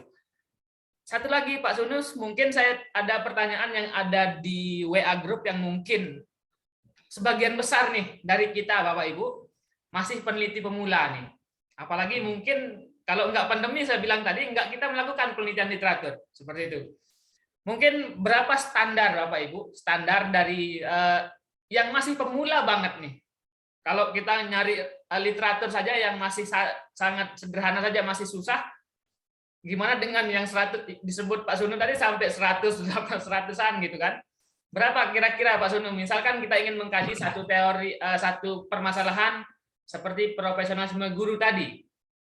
Ditinjau dari sisi kompetensinya misalkan berapa minimal dari seorang pemula gitu Pak?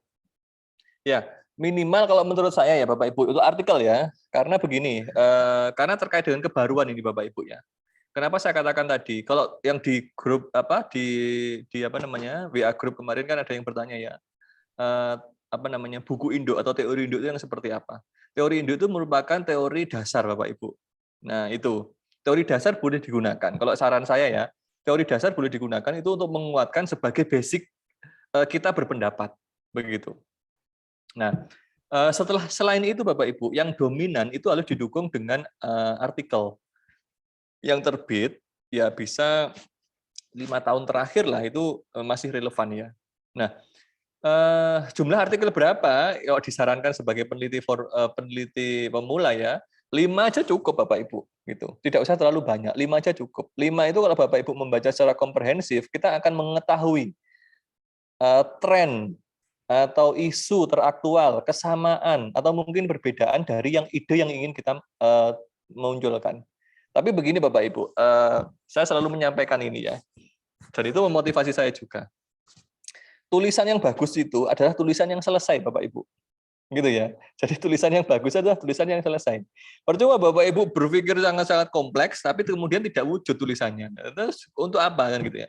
Sehingga saran saya adalah jangan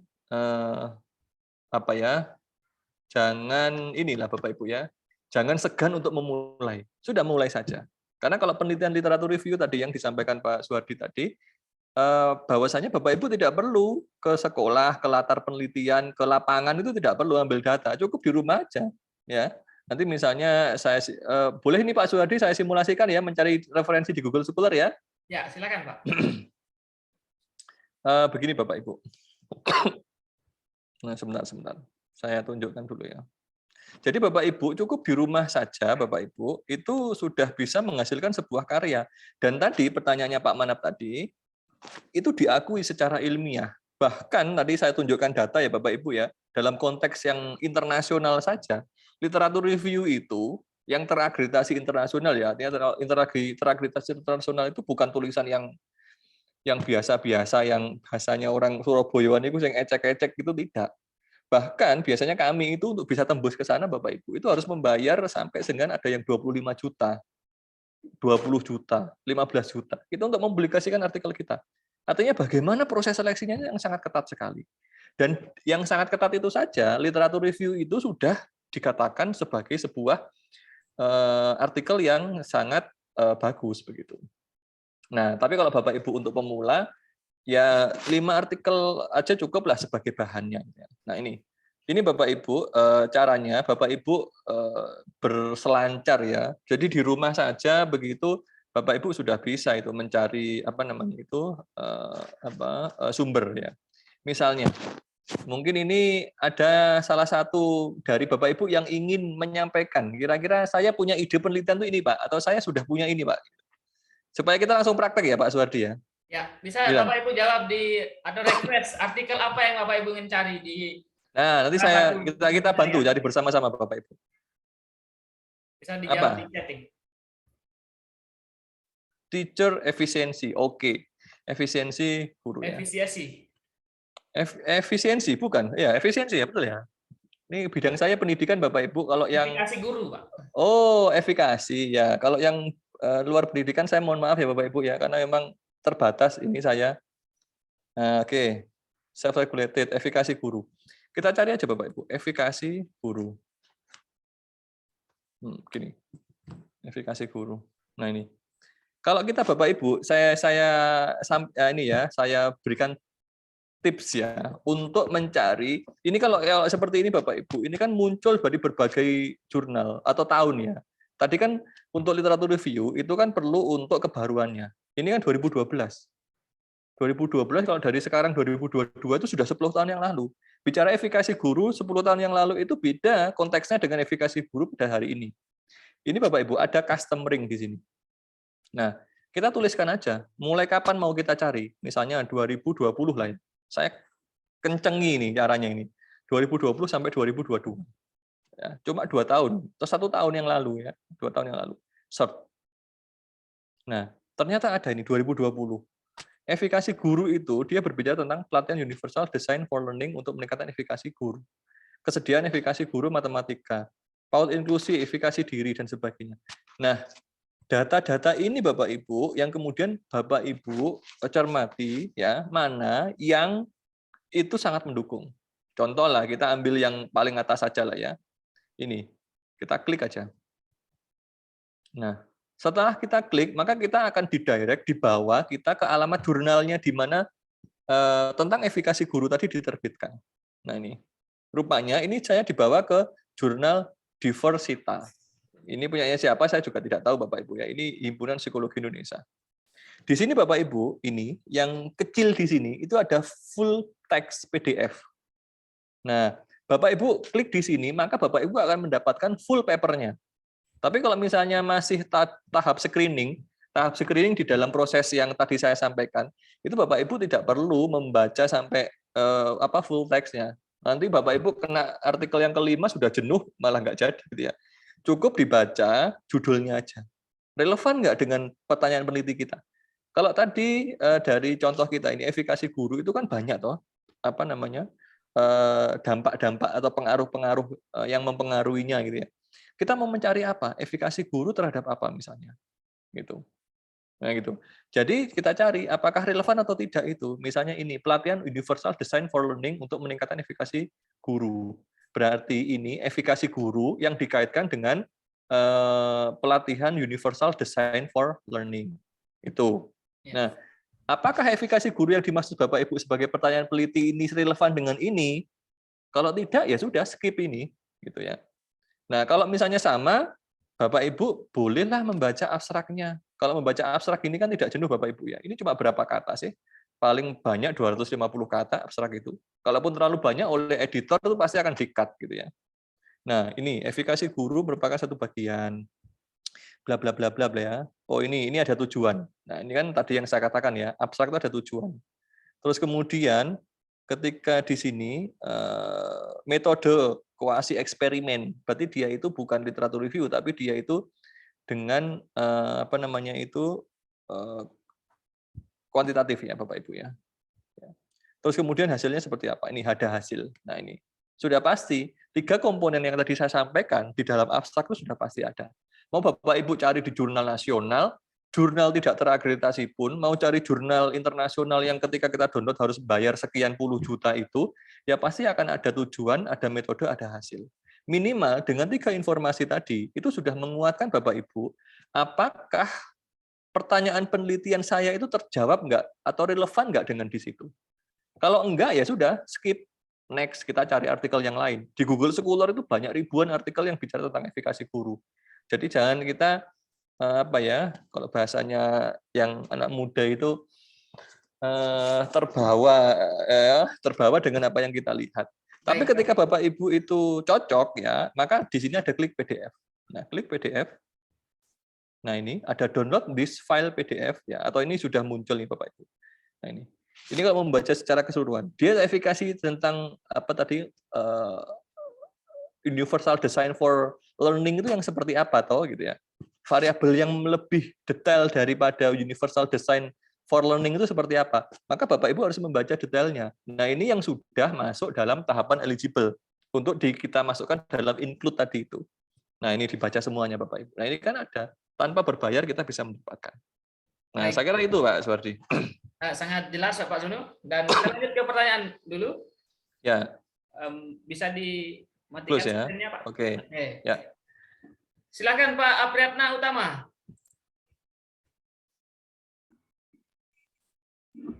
Oke, terima kasih Pak Dokter. Assalamualaikum warahmatullahi wabarakatuh. Pak Sunu, selamat malam. Malam Pak. Izin Pak, mau bertanya sedikit Pak tentang artikel yang di-share di contoh artikel yang di-share oleh Bapak ya. Kaitannya dengan saya mau tanya Pak, variabel dalam mencari literasi yang 20 itu Pak, 20 artikel itu aspek apa saja yang menjadi pertimbangan untuk dijadikan referensi Pak terkait dengan judul tadi Pak? Ya. Oke. Ya. Baik Pak. Saya langsung tunjukkan contoh aja Pak ya, biar Bapak Ibu lebih jelas memahami ya.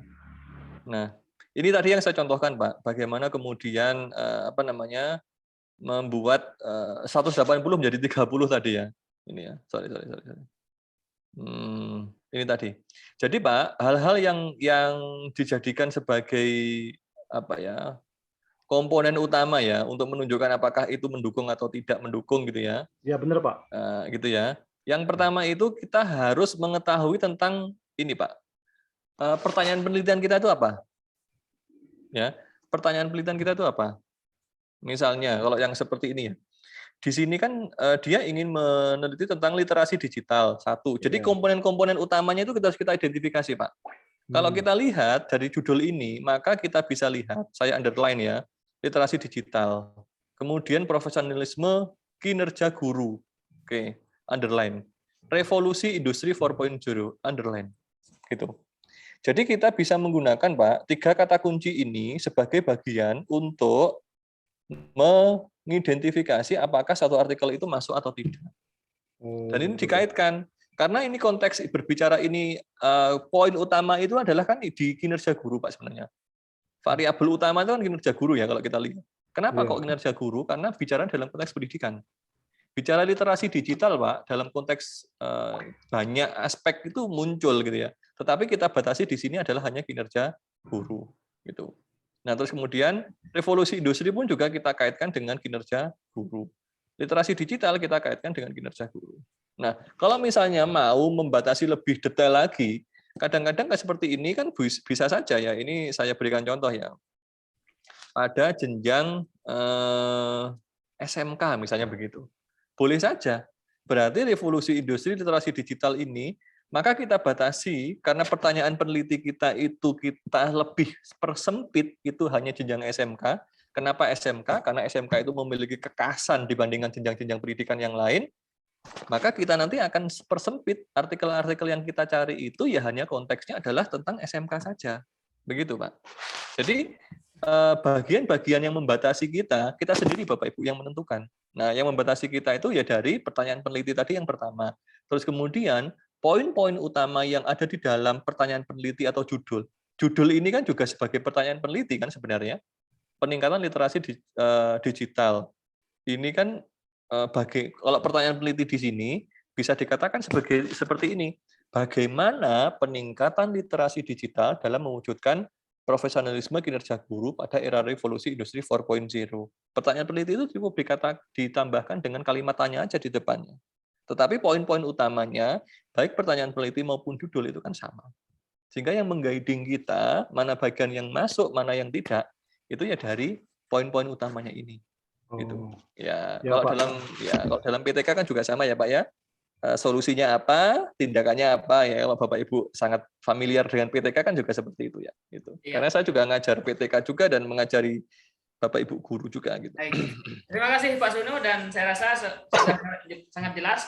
Tinggal Bapak Ibu praktekkan ya. Tinggal Bapak Ibu praktekkan. Pilih tema apa yang Bapak Ibu ingin tulis ataupun ingin cari jawabannya pada penelitian literatur. silahkan ditentukan, kemudian cari jurnal-jurnal, cari buku-buku yang berkaitan dengan masalah ataupun yang Bapak Ibu ingin tulis tadi. Itu Bapak Ibu. Dan segera diaplikasikan. Kalau hanya sebatas teori, mungkin besok lusa lupa nanti. Dan selesai malam ini, silahkan Bapak Ibu coba untuk fokus cari artikel-artikel yang berkaitan dengan apa yang Bapak Ibu ingin tulis. Ya, silakan Bapak Salam dari Staiha. Pak Wean. Silakan Pak Salam. Terima kasih. Assalamualaikum warahmatullahi wabarakatuh. Waalaikumsalam warahmatullahi wabarakatuh. Bapak, terima kasih. Ini materi yang luar biasa sekali. Malam ini saya memahami bahwa kita dalam melakukan penelitian di literatur, bahwa bahan dan data itu semuanya bersumber dari data-data yang sudah hasil penelitian orang, katakan begitu. Sehingga mungkin bisa saya simpulkan semakin banyak bahan literatur yang kita ambil itu semakin baik dalam penelitian kita. Cuma terkadang kita punya masalah di memahami semua bahan yang ada, karena dari sejumlah yang apalagi sampai 30 lebih literatur yang kita ambil. Mungkin Bapak Sunyo bisa jelaskan pada kita gimana sih caranya atau trik supaya kita itu tidak perlu membaca terlalu banyak, ada poin-poin di mana yang sekiranya bisa kita mudah langsung kita pakai ke bahan kita. Itu yang pertama. Kemudian yang kedua, Bapak, bisakah kita mengkombinasikan antara literatur yang kita ambil di misalkan Google Scholar atau di Garuda dan lain sebagainya, kita kombinasikan dengan buku-buku cetak yang ada. Ya. Gitu, terima kasih. Baik, terima kasih Pak Salam, sangat mendasar sekali, dan mudah-mudahan Bapak Ibu yang memiliki pertanyaan yang sama juga bisa menyimak dan bisa dipahami. Silakan Pak Sunu. Baik, ya Pak Salam, pertanyaan luar biasa ya. Ini dari Bawean ya. Sama-sama orang Gresik, Pak. Saya juga orang Gresik, Pak. Gitu, Pak. Nah, jadi gini, Pak, untuk memahami supaya cepat ya, Bapak Ibu ya. Sebenarnya kita itu perlu untuk ini. Tadi saya contohkan ya, ini Bapak Ibu. Di dalam banyak literatur artikel yang saya dapatkan ya Bapak Ibu ya. Itu ada seperti ini Bapak Ibu. Ini Bapak Ibu. Ini. Bagan ya.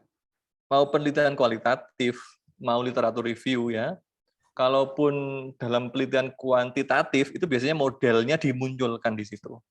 Nah, untuk memahami, Pak, kalau yang saya lakukan ya, Pak ya, karena masing-masing orang tentu berbeda ya, style untuk memahaminya berbeda-beda. Kalau saya itu hal yang pertama, kalau saya tertarik dengan judulnya dulu ya, terus saya masuk ke abstraknya itu mendukung dengan apa yang ingin saya cari, ya. Yang saya cari dulu adalah bagannya, Pak. Bagan seperti ini. Apa toh isi dari hasil temuan penelitiannya dia itu gitu ya. Saya cari yang ini.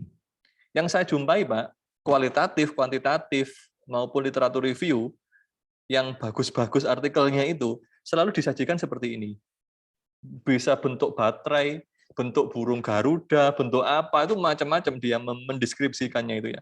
Tetapi ada informasi-informasi yang ingin disampaikan di sini, Pak.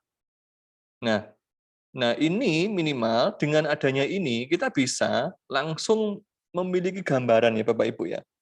Bahwasanya ternyata variabel lebih detailnya kalau dia berbicara tentang literasi digital dan profesionalisme guru itu bagian-bagian yang ingin dia ambil itu adalah ini gitu. Nah, kalau ini saja masih belum cukup, Pak, maka ya mau tidak mau kita harus membaca, tapi membacanya yang saya lakukan itu dengan skimming, Pak, membaca cepat. Jadi membaca cepat itu ya pokoknya dibaca aja kita bisa menyimpulkan. Kita tarik kesimpulan dia itu mau kemana. Kita ini kan bukan sebagai tugas kuliah harus mereview sebuah artikel ya yang kemudian informasinya harus komprehensif. Yang kita harapkan dari sebuah artikel yang kita ingin gali itu adalah informasi-informasi yang ingin kita dapatkan. Contoh misalnya, dari 30 artikel yang dibaca tadi, ternyata mahasiswa saya itu mampu mengelompokkan secara kelompok besarnya itu ada 4 komponen ini ternyata gitu ya. Nah itu kan tidak perlu membaca secara detail informasinya apa dan sebagainya. Tapi minimal dengan alat bantu Excel yang tadi saya tunjukkan, itu bisa membantu kita mengguiding minimal. Oh, kelompok ini ada di sini, kelompok ini ada di sini, kelompok ini ada di sini, begitu. Ya. Itu Pak Suhadi. Itu ya Pak ya, semoga menjawab. Baik, terima kasih dan cukup jelas Pak Sunu yang apa yang disampaikan pada malam hari ini, dan bagi saya pribadi sudah sangat jelas, dan silahkan Bapak Ibu sekali lagi bisa melihat contoh-contoh. Nah, contoh-contoh artikel kami sudah sediakan semua di link materi tersebut. Ada contoh-contoh judul, ada bagaimana cara mengutip, kemudian ada contoh-contoh artikel. Nah, itu Bapak Ibu bisa baca.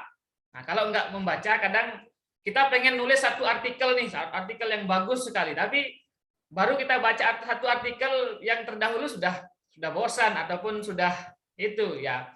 Makanya ada pepatah, makanya sebelum kita mulai menulis, kalau kita ingin menjadi penulis yang bagus, maka kita harus menjadi pembaca yang bagus dulu. Barulah kita bisa menulis artikel yang bagus. Nah, oleh karena itu silahkan Bapak Ibu baca-baca contoh-contoh penelitian literatur, bagaimana menulisnya, kemudian bagaimana penelitian literatur itu bisa jadi pedoman. Mungkin kita coba bahas satu atau dua pertanyaan yang ada di kolom chatting, Pak Sunu. Ya, oke, boleh. Yang mana? Silahkan Pak Suhadi. Ya, ada beberapa pertanyaan yang memang sudah dijawab tadi secara langsung. Untuk bedah artikel Bapak Ibu, ada yang bertanya kita mereview artikel, kita secara spesifik akan bedah artikel penelitian literatur itu pada hari ketiga, besok malam Bapak Ibu. Jadi artikel dari judul, kemudian dan sampai dengan daftar pustaka akan kita bahas. Lalu mungkin Pak Sunu bisa melihat chat di Zoom dan ada yang kita bahas. Ini ada Bu Mufarohan Mantiga Blitar ya. Nah, ini saya secara acak saja saya melihatnya Bapak Ibu. Mohon maaf untuk yang lain yang belum tersampaikan ya Bapak Ibu. Mohon maaf mau bertanya, syarat artikel atau jurnal yang bagaimana yang layak kita teliti? Adakah syarat khusus? Terima kasih gitu ya. Sebenarnya Bapak Ibu kalau mau ini ya mau apa ya ideal gitu Bapak Ibu ya, di kita itu ada yang namanya jurnal yang terakreditasi, Sinta namanya ya.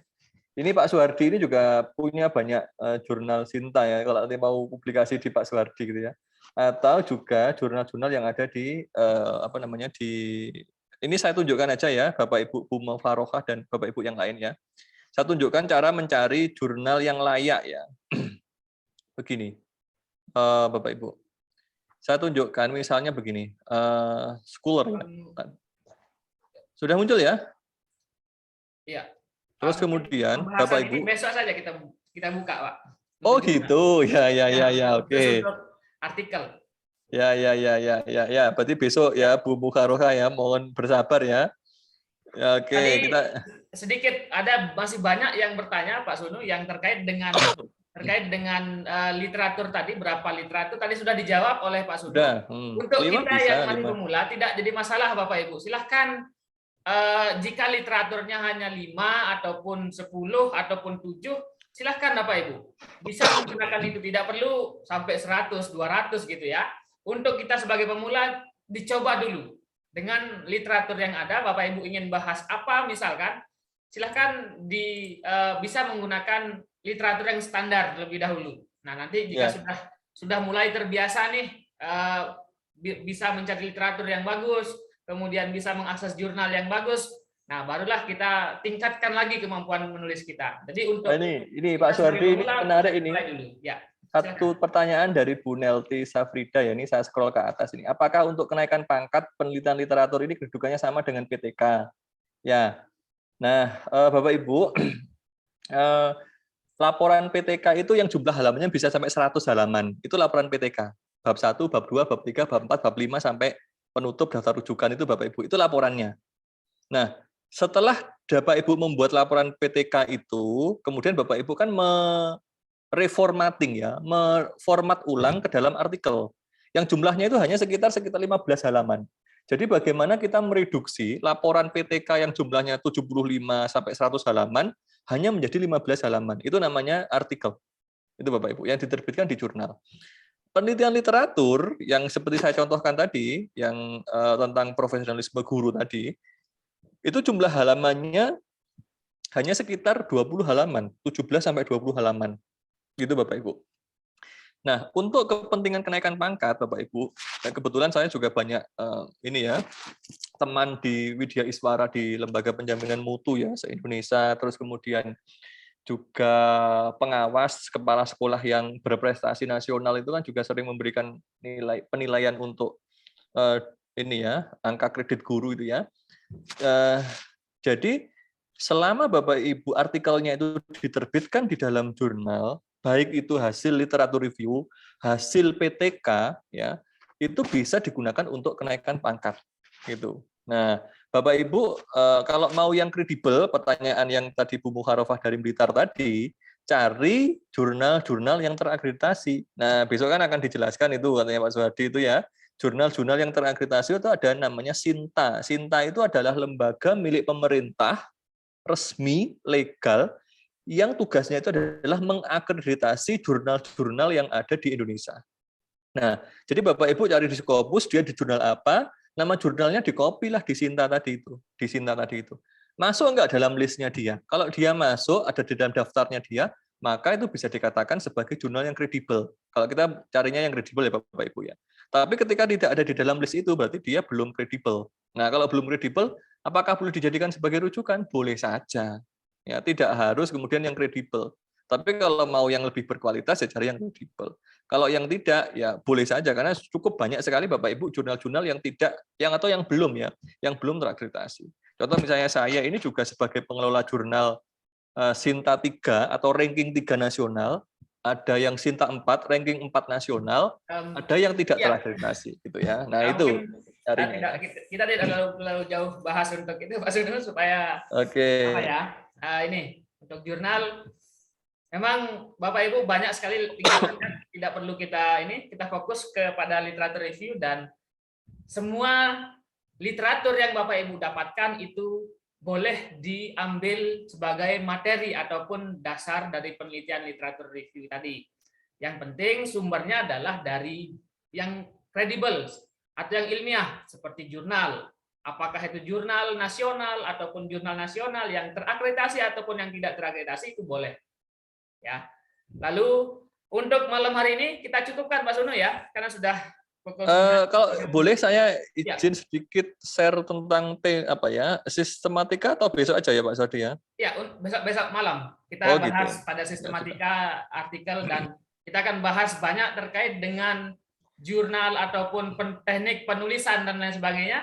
Khusus pada penelitian literatur kita akan bahas pada besok malam, jadi Bapak Ibu silahkan bisa diikuti dan diperdalam lagi ilmunya, karena dalam ilmu tulis menulis kalau hanya sekali atau 2 kali, yakin saja kita baru belajar. Apapun kita yang baru belajar itu masih berat ataupun masih terbata-bata, tapi jika kita sudah terbiasa maka semua akan gampang seperti itu. Terima kasih Pak Sunu.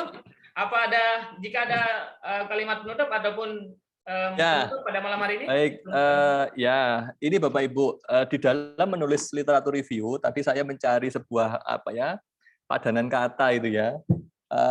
Saya teringat dengan kecap itu nomor 1 gitu ya. Nah, sering itu diungkapkan di dalam jokes-jokes orang Indonesia tuh. Namanya kecap itu selalu nomor 1. Sama halnya ketika Bapak Ibu membuat sebuah karya ilmiah, ya. Kecap itu adalah nomor 1. Artinya apa? Dengan analisa kita untuk menentukan gap analisis, kemudian di mana kebaruan kita, itu kan sebenarnya narasi kita saja, kan begitu ya. Nah, sama halnya dengan definisi atau jokes kecap nomor 1 itu, bahwasanya apa yang kita tawarkan itu adalah nomor 1, Bapak Ibu. Itulah yang terbaik, yang terbagus, yang terupdate, yang terlah semuanya gitu ya. Jadi bagaimana tinggal cara Bapak Ibu menarasikan itu menjadi kecap tadi itu, gitu ya. Sehingga orang itu akan melihat bahwasanya kecapnya Bapak Ibu itu adalah kecap yang terbaik. Tapi dalam konteks ini bukan kecap untuk memasak itu ya, tetapi ide Bapak Ibu yang ditulis dalam gagasan itu adalah yang terbaik dan memang itu yang paling mampu, yang paling ampuh untuk mengatasi permasalahan yang sudah Bapak Ibu tentukan, gitu. Itu Bapak Ibu. Dan yang kedua yang ingin saya sampaikan adalah tadi Bapak Ibu, karya yang baik itu adalah karya yang selesai, gitu ya. Jadi kalau tadi saya menyampaikan sesuatu hal yang ideal begitu ya, Bapak Ibu untuk memulainya tidak harus seperti yang ideal seperti tadi. Kalau tadi saya contohkan ya, ada 180 direduksi menjadi 30, Bapak Ibu cukup mencari 10 aja lah, direduksi menjadi 5 gitu ya. Itu sudah cukup gitu ya. Yang penting adalah karyanya itu adalah yang selesai. Gitu ya Bapak Ibu ya. Baik Bapak Ibu, semoga ilmunya bermanfaat Bapak Ibu. Senang sekali hari ini saya bisa sharing ya pengalaman ilmu yang saya dapatkan selama ya kuliah, bekerja di Universitas Negeri Surabaya Bapak Ibu, karena memang kami juga dititipi pesan gitu ya oleh Pak Rektor gitu ya.